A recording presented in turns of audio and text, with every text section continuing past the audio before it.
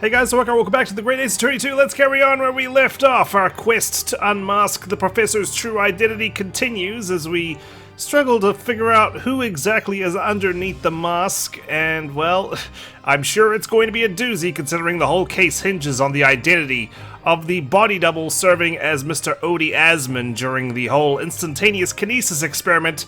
So, let's find out. Surely, this is the episode where it comes out to light. Gah! We've got Dribber on the ropes. We just need him to betray Dr. Scythe once and for all. There's simply no way you could have forgotten such a traumatic experience. In other words, you don't have any PTSD or amnesia of the sort. The only explanation is that you're trying to hide the fact that you saw the professor that night. Objection! Well, but why? Why would he want to do that? Well, not for his own gain, it would seem. For whose then? Who could benefit? Mr. Drebber is obviously lying, in order to protect somebody.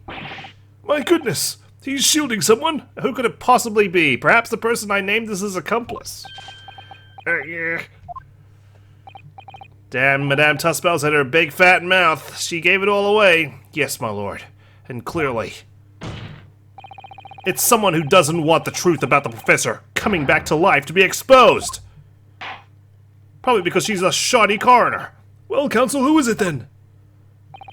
Who is the witness trying to protect by lying about what he saw that night? Well, there's no room for error. I've only got one life left. Hopefully we've got an intermission coming up soon. I don't know how much longer my good luck streak's going to last at this rate.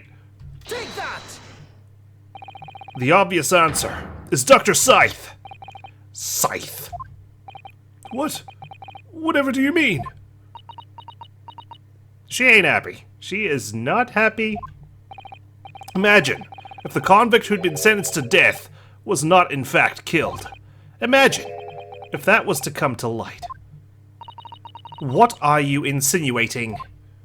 And imagine if the convict in question was the country's most hated mass murderer. If it was the professor. I mean, seriously though, how could you fuck this up? Like, the guy's hanging, okay? There's no rush. It's not like, is he dead? Okay, let's just pull him down straight away, you know? Just leave him for a couple more minutes, see what happens. That would be an unprecedented scandal. Objection! This is beyond a joke. Need I point out that the dead cannot come back to life? What you're suggesting would mean that the execution never actually happened. Yes, that's exactly what it would mean. Objection! Once a man is sent to the gallows, he hangs. No one could escape, not in Great Britain. Objection! Well, we're just going to be objecting back and forth here, but the fact is, there was a witness to the fact that the man did escape his hanging. If that were really true, counsel, the implications of misconduct would not stop at the supervising coroner. It would taint the honor of the entire judiciary, from the ground up. Yeah, well, I guess the judiciary is Pandora's box, and shit, I'm about to release their misdeeds to the general public. Oh, she's getting unhappier by the second. And it's exactly because of those monumental repercussions that Dr. Scythe would consent to any demand made of her by someone who threatened to expose the secret, even if that meant being complicit in a crime. Although, why wait 10 years to cash in? You know, that's the thing. You mean? I mean that Dr. Scythe wasn't collaborating in Mr. Drebber's wicked scheme. She was coerced into collaborating in order to protect her decade-old secret. She switched the dead body of Mr. Asman with the waxwork model and fabricated the autopsy report. Ah! Goodness me. Surely it would have been tidier to just kill Odie Asman. It's been a while since you put your leg on the bench, sir. Lord Van Zeeks? Pray forgive my freshly filled aloe chalice. And a whole raft of other discourtesies now. Goodness me. It's just the sort of tall tale Londoners would enjoy, I grant you. An executed killer rising from the dead. A Scotland Yard cover-up. A conspiracy at the highest levels. So let me ask you one thing. What's that? I think I've dotted my I's and crossed my T's. If the condemned man really did emerge from his tomb that night only to be shot in the chest, who pulled the trigger and disposed of him forever? Yeah, well, I have no idea at the moment. We have too little information to work that out at present, I think. I couldn't agree more. I mean, at the end of the day, it sounds like the professor was put in the dirt, right? The Old Bailey is no place for wild fantasies. And have you considered this, my learned Nipponese friend? Considered what? Do you realize just what a dangerous endeavor it would be to coerce this woman into such criminal activity? Yeah, I mean, she does look like the kind of person I'd want to blackmail, that's for sure. Maybe there's a reason she couldn't just kill Drimmer. Either he had evidence waiting to come to light the moment he died, or the fact that he may be the professor. Disguised, taking Drimmer's identity. I've posited this theory more than once before, and, well, killing him would bring to light the fact that the professor only died recently? I don't know. Just throwing it out there. I mean, it's not like they have to find a body or anything. It's tantamount to declaring war on the entire British police force and judiciary. Quite. Hard to imagine any sum of money being offered for research could warrant it. To rely on such stage deception when so much is at stake would be madness. Well, I suppose. And this was no petty crime either. The victim was murdered. A man who had already invested money into the venture, and would be instrumental in future profits, too. Well, I think this transcended profits. The man ruined Drebber's reputation. Yes, I had no reason to kill Mr. Asman at all. Or are you forgetting that his death results in me receiving not a single penny? Maybe you're relying on that to disprove our accusation, right? Like, well, I have no motive. I wouldn't have got any money if I killed him. But actually, your motive was never money to begin with. It was revenge. The court is already aware of the contract between myself and the victim, no? There is the contract, that's very true. I think the contract is irrelevant. The motive for this case runs deep, though. I can feel it. Using threats to force the head of the forensic investigation team to cooperate is extreme. Especially for a government grant he had no guarantee of receiving in the first place. Exactly. It's all smoke and mirrors. If the research grant was the aim, taking Mr. Asman's life would have made no sense anyway. Which means Mr. Dribber's motive wasn't money at all. 5 seconds ahead of you, Ryunosuke. He was just trying to kill Mr. Asman. But why? What was his motive then? Your time is up, my learned friend. I'd say you have one last chance before the jury lose their patience with the charade. Let's see if you can back up your heady proposal, shall we? Oh, nice dodge there, Kazuma. How do you explain why this engineer would throw all caution to the wind and threaten his own country? At this point, I'm not prepared to listen to more of this outlandish conjecture without proof. So, counsel, present your evidence. Alright. Who exactly was Mr. Asman to Drebber? There's a connection there that no one's seen yet. And I'm going to have to present 2 pieces of evidence to show what it is. Well, lucky I used both my hands to slap my cheeks. Yes, my lord. The evidence that establishes a motive and explains why the witness wanted the victim dead is right here. Well, I believe we start with the 10-year-old article. Take that! That's certainly one of them. It's this newspaper article, my lord. That was written 10 years ago, and every detail has been examined already. What can it possibly tell us? Really, every detail.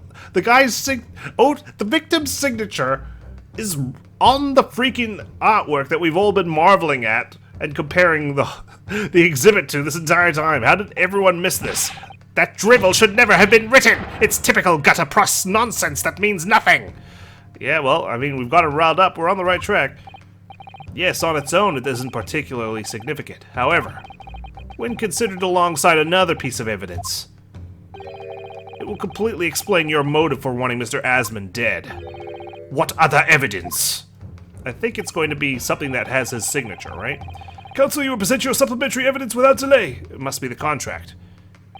The evidence, which when cross-referenced with the newspaper article, establishes a motive for the deed. Because I don't have his business card anymore, do I?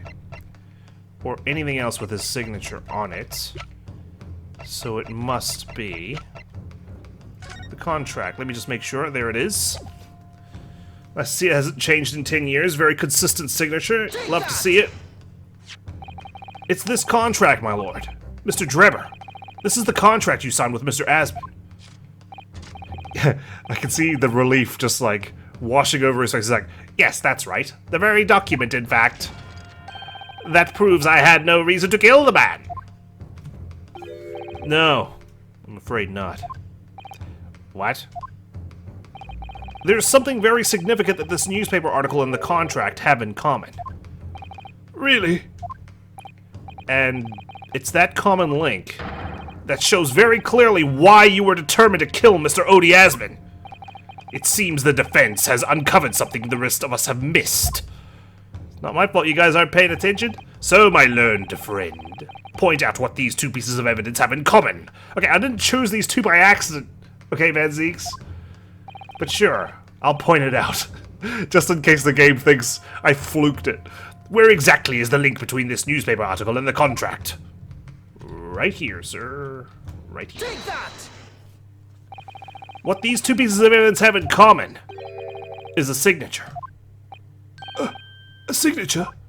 The signature on the illustration that accompanies the 10-year-old article and the signature on the contract belong to the same person. What? Ah!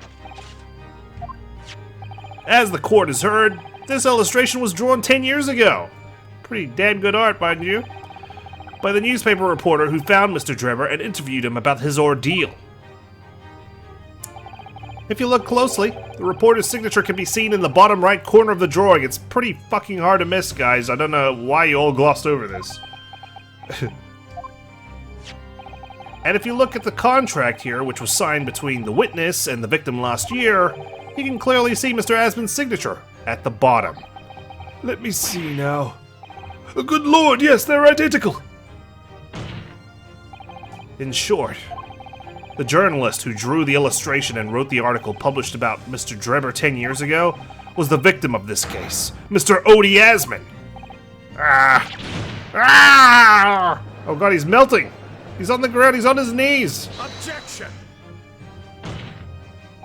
But explain to the court why.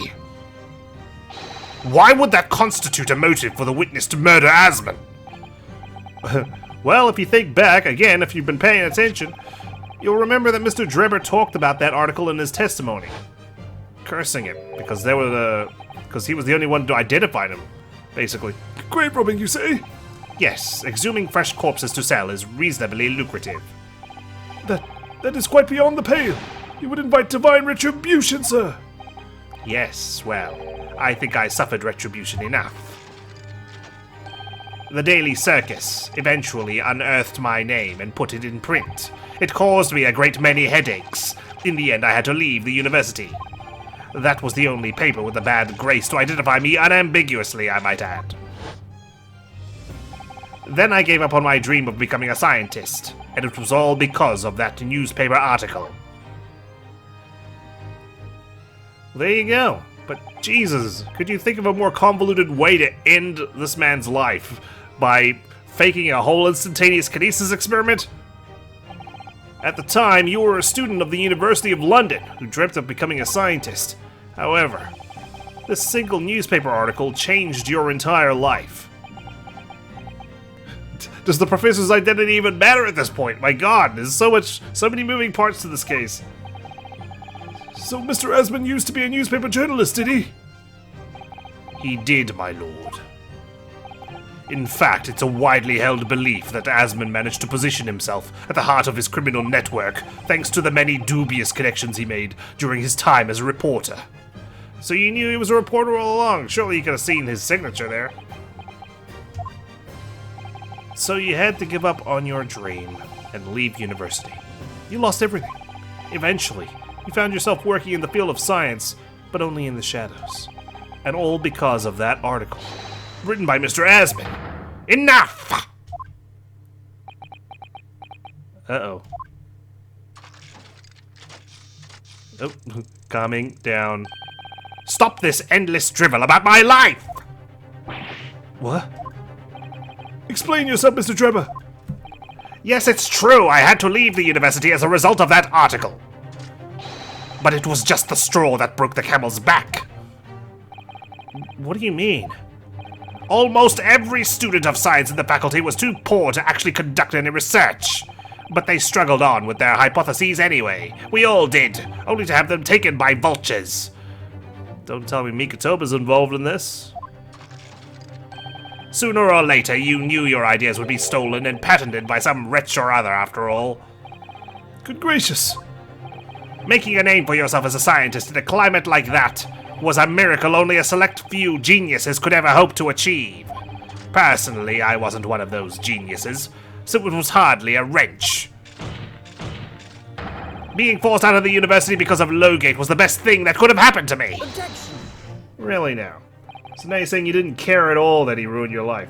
Mr. Dribber, do you genuinely believe that? Of course I do!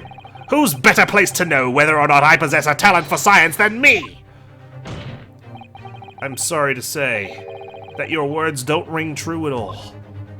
How dare you? And I have evidence to prove it. How are you in a position to say anything about me? I don't know you from Adam. Fine, if you think you have evidence, go ahead, show it.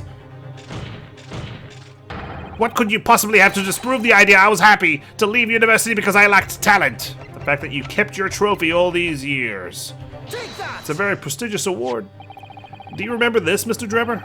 We found it at your workshop. Is that a Royal Society trophy for excellence in science? What exactly is this trophy, Council? Oh, great. Well, I guess it doesn't mean anything, because you guys don't recognize it. It's the greatest honor that can be bestowed on a young scientist, my lord. There is no higher accolade. It recognizes emerging talent and promises a bright future. Good gracious! Really? Your prospects for the future were excellent, weren't they, Mr. Dribber? Because even then, you were a genius in your field. But you lost everything. You had no more future. Your talents would go to waste. All as a result of this one newspaper article. I don't know when you realized who Mr. Asman was, but when it dawned on you that he was the same journalist who 10 years ago ruined your life, it's abundantly clear that you had no intention of forgiving the man.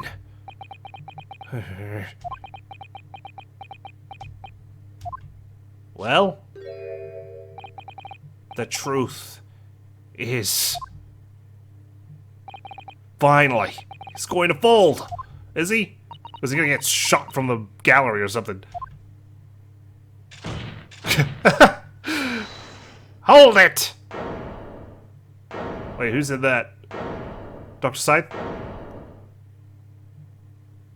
Of course. Fine.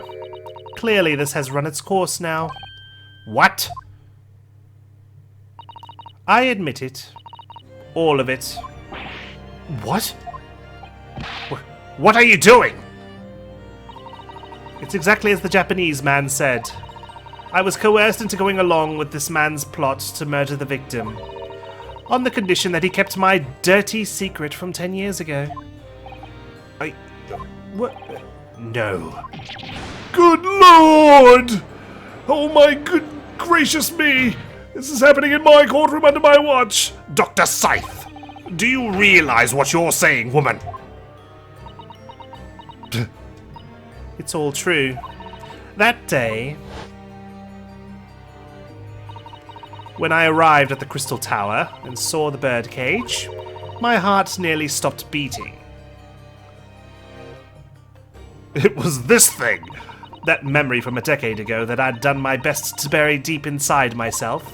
It was the professor again, staring me in the face.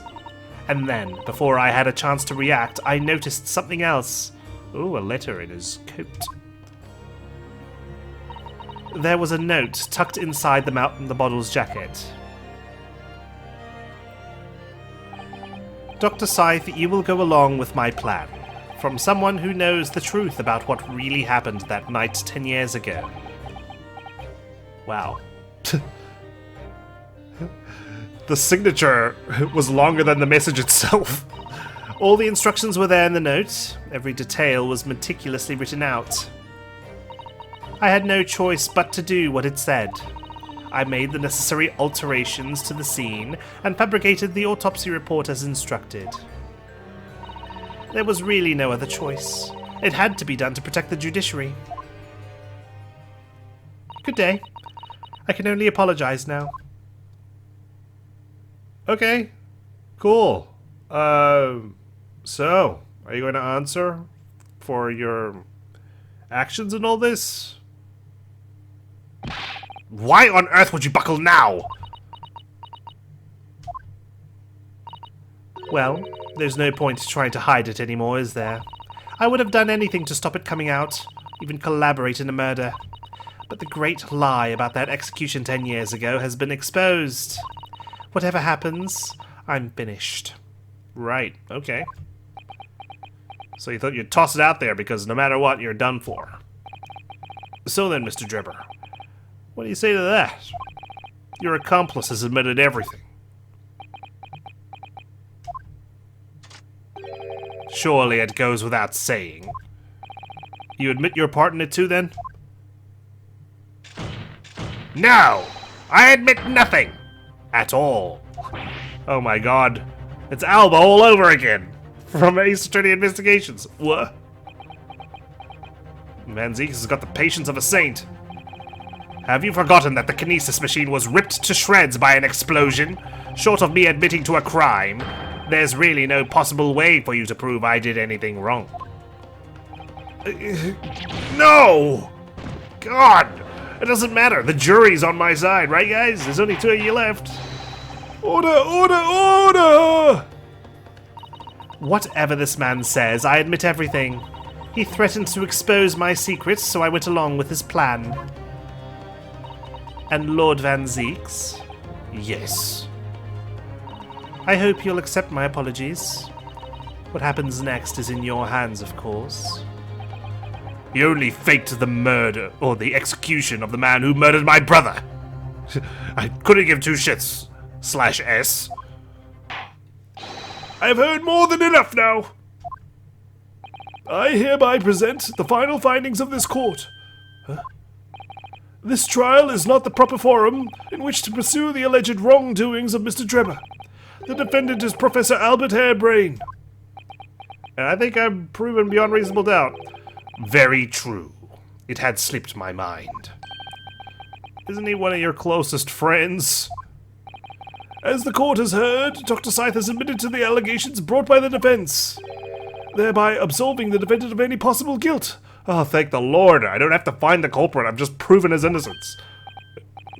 You mean, wait, what? This never happens. Usually never happens in a Ace Attorney game at all. At the present time, it is the conclusion of this court that the defendant was not involved in any wrongdoing. Does the prosecution have any objection?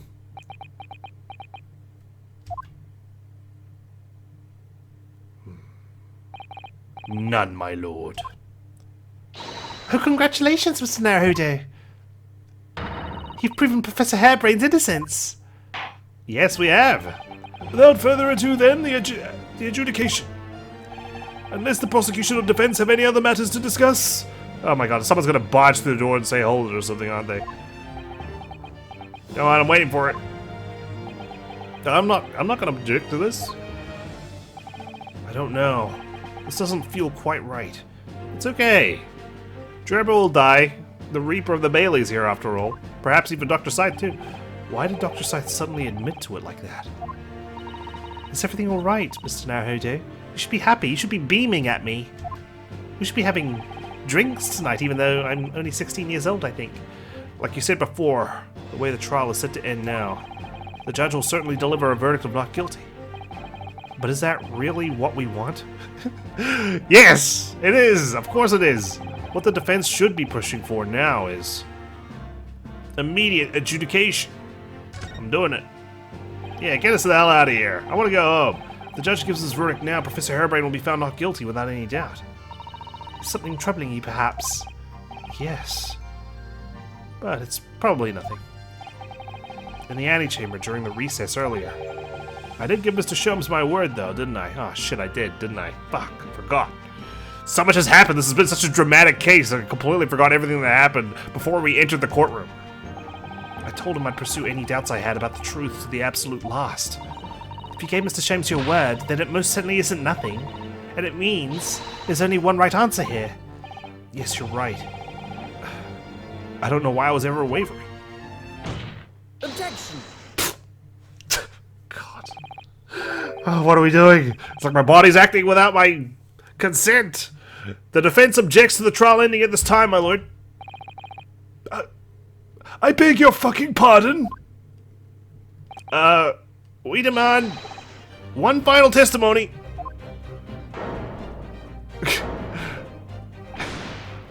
What?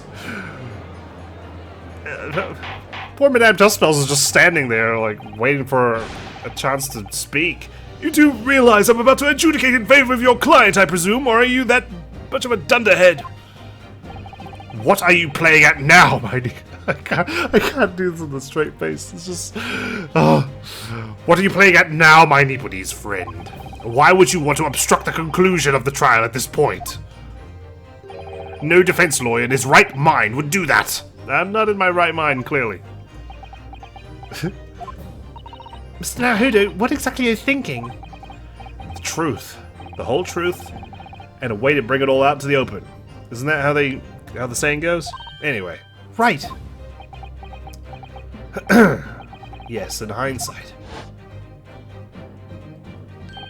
Ah, yes, one word of warning before I go. If, in the course of the trial this afternoon, you perceive even a shadow of doubt about the truth, don't let it out of your sight. Pursue it like a dog with a bone. Can't believe we're taking advice from this guy. But sure. To the bitter end, you understand. Do not falter, whatever may come to pass. I can feel his eyes on me in the gallery. I'm sure Mr. Sholmes knew. He must have deduced that this would happen. He must be dancing right now. Thank God he got it right. Yes, I'm here in court to advocate for my client and to secure an acquittal. Obviously. Or rather, I thought it was obvious. But that's not all. I believe that I have a duty to the court to pursue the whole truth of the case until every last detail is laid bare. And that is why the defense calls for further testimony from Dr. Scythe. Testimony from me? About what? Something. About the nature of your collaboration with Mr. Enoch Drebber. Ha! In case it's escaped your attention, I've already admitted to everything I did. Everything? The whole truth has already been revealed, so stop wasting everyone's time. As his lordship made very plain, your client will get the acquittal you wanted for him.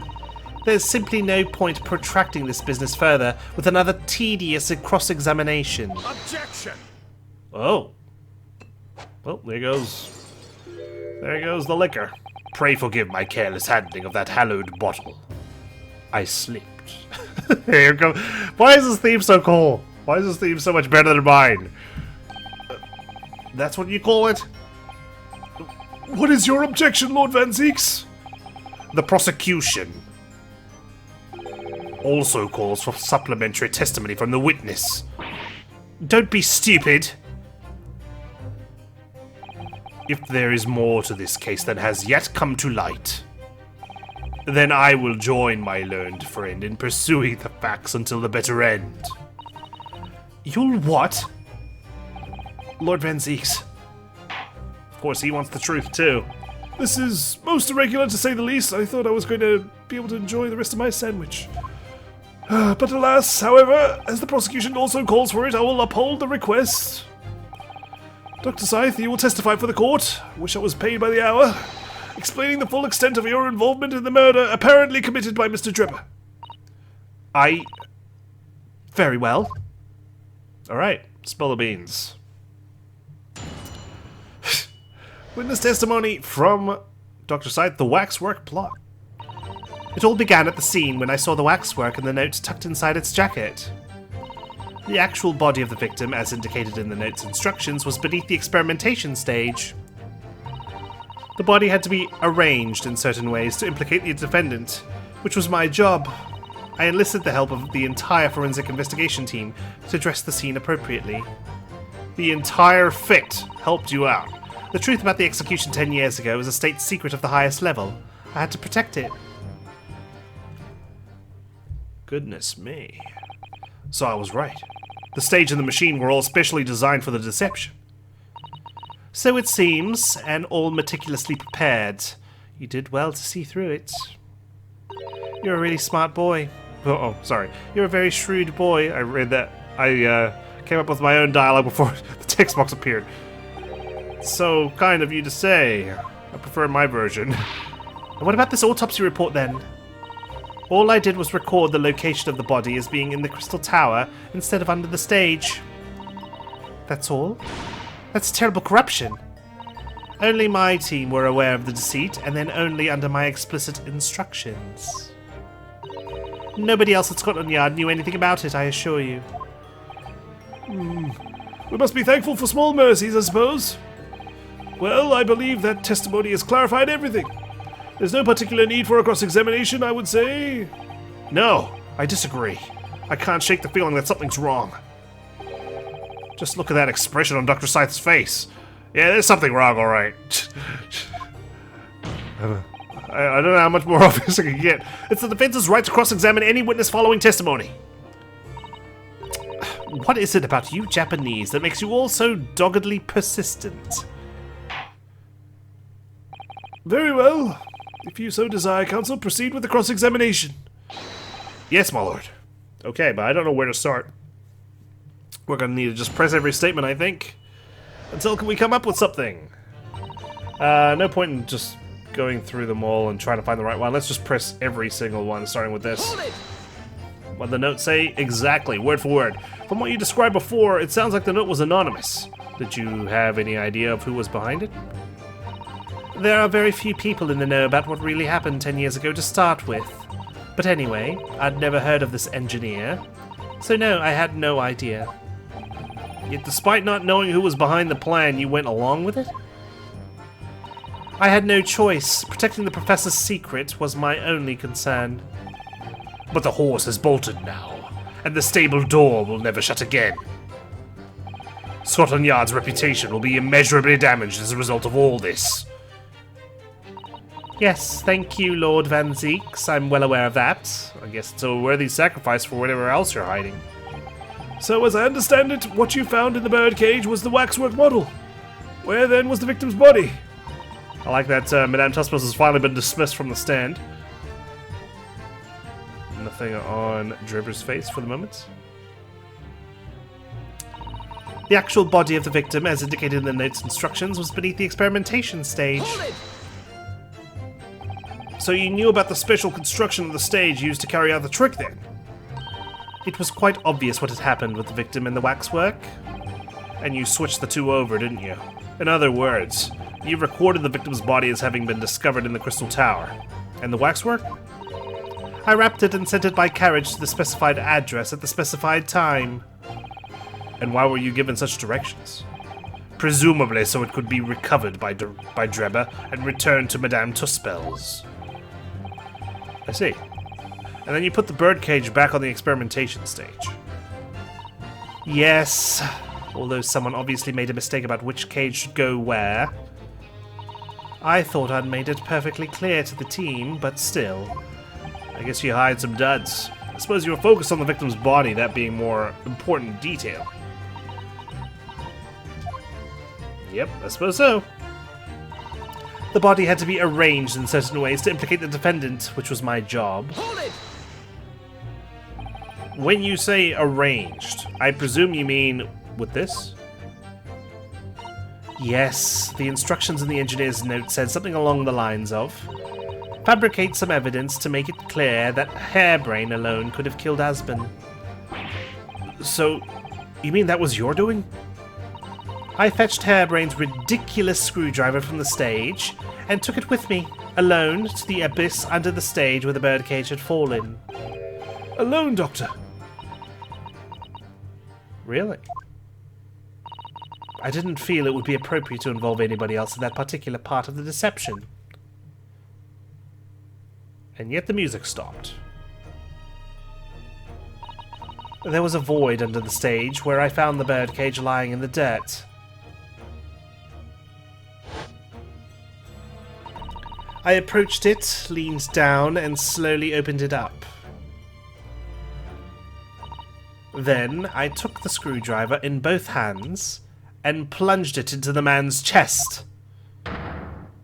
Well, both hands even. And then you noted that in your fake autopsy report as a fictitious cause of death. Exactly. So, the actual cause of death was the trauma resulting from the 30-foot drop. My word. What is it, Miss Susato? Something about Dr. Scythe's last statement is playing on my mind, that's all.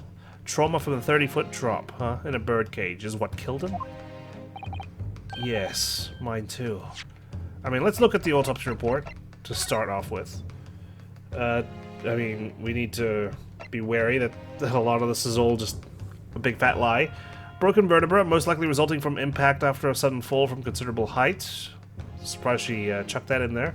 Hemorrhage of a wound to the chest that pierced the heart, inflicted by a sharp implement, is the cause of death. Dr. Scythe! There's really no need to shout. I can hear you perfectly well. The defense calls for you to add what you just said to your formal testimony. Oh? Which part? What I want her to supplement her testimony with is... what do we want to supplement it with? Here's the screwdriver that was used. Anything of note apart from the blood on the tip? The real cause of death? What is playing on our mind? I can see both.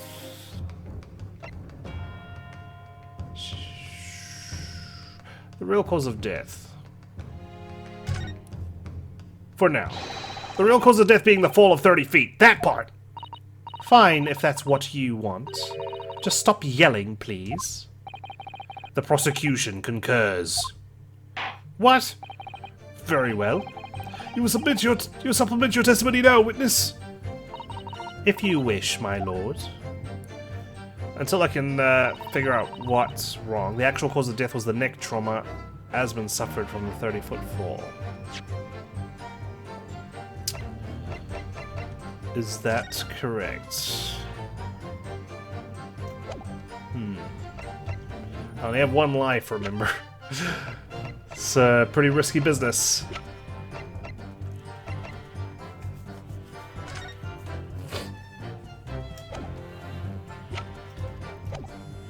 Okay, well, let's keep pressing for now. We might get some more updates. I enlisted the help of the entire forensic investigation team to address the scene appropriately. Hold it! Maybe it was supposed to be the other one because she went alone? I don't know. The entire team in perverting the course of justice? Yeah, I'm throwing them all under the bus. My team consists of the very best investigators there are. I demand loyalty from all members. We operate in a code of chivalry of sorts. I suppose if she didn't get everyone on board, someone would have figured out that this was all a big fat lie. You aid and abet a murderer, commit perjury, and dare to talk of chivalry?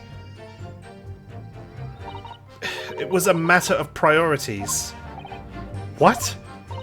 Nothing was more important than protecting the secret of the professor. My team did what was necessary without losing sight of the primary goal. I consider their conduct exemplary. Ugh. Don't concede the point, Mr. Naruhodo. You mustn't let her win. I need a lawyer. I'll take that silence as tacit acceptance. Now, can we move on? Last statements. The truth about the execution 10 years ago was a state secret of the highest level. You had to protect Hold it. it! But at what cost? Faith in Scotland Yard is going to suffer a terrible blow as a result of this. And your precious secret is out now anyway. Yes, as you say. And I take full responsibility. Blow me down, Dr. Scythe. Surely there was some other way you could have protected the secret. No, there really wasn't. I've done my utmost, believe me. In many ways, I respect your determination. Phew. Nearly froze under that cold stare as she said that. I do believe she was being genuine, though, Mr. Naruhodo. Was she? So that's her story. She's admitted everything and revealed her full involvement in the crime. I do wonder if there really could be much more to it. Oh, I don't know. I just have a feeling. Do you, Mr. Naruhodo? The truth is, I find it strange too. How those two are reacting to this in completely opposite ways, I mean. Yes, exactly. For some reason, I feel sure they're still trying to hide something. What the heck? I can't quite put my finger on it. I'm gonna press this statement. You're quite sure of that? It was as a result of a broken neck? Yes. As a professional, that was more than apparent. You'd never know just by looking at the photograph of the victim, though, would you? No, that's very true. Obviously not. Which is precisely why coroners are needed to determine the actual facts. Yes, assuming they can be trusted. Oh, you wound me. There's no point calling her assessment into question without evidence. Let's get back to the testimony. Very well. Okay. Well, we're out of options. It's definitely got to be this statement or the other one that I can get her to append to her testimony. The question is, what am I going to use to invalidate either of those claims? Got the autopsy report, broken vertebra. Would that kill him? Nail screwdriver found poking through the grill in the base of what remains of the kinesis machine. Might need reminding of what these all mean. I'm sure you could ask Dr. Scythe to change the supplementary testimony she gave before. Yeah, that's the idea. I want to see what we can get out of her other one. Just ask her to do with the statement she added. Have her change it. Dr. Scythe, what you said before about what you did to the victim's body, I believe that may be significant, so could you change your supplementary statement to explain that instead? Very well. I stood over the victim's corpse where it lay in the toppled cage and plunged the screwdriver into the chest. Hold it! Okay. So it was you who stabbed Mr. Asman with this? Yes, far easier than dissection, I assure you. No precision required. What a welcome change. The victim died instantly from a snapped neck. All I did was carry out the instructions I'd been given. As unflinchingly as ever, no doubt. I imagine you didn't bat an eyelid when you drove the weapon into his body. There was no need to bat my eyelids. And what else did you do to twist the facts? Remind the court, why don't you? If you wish. Okay, well, didn't really get much of that out of that one either. He stood over the victim's corpse where it lay in the toppled cage and plunged the screwdriver into the chest. I need to have a think about this one.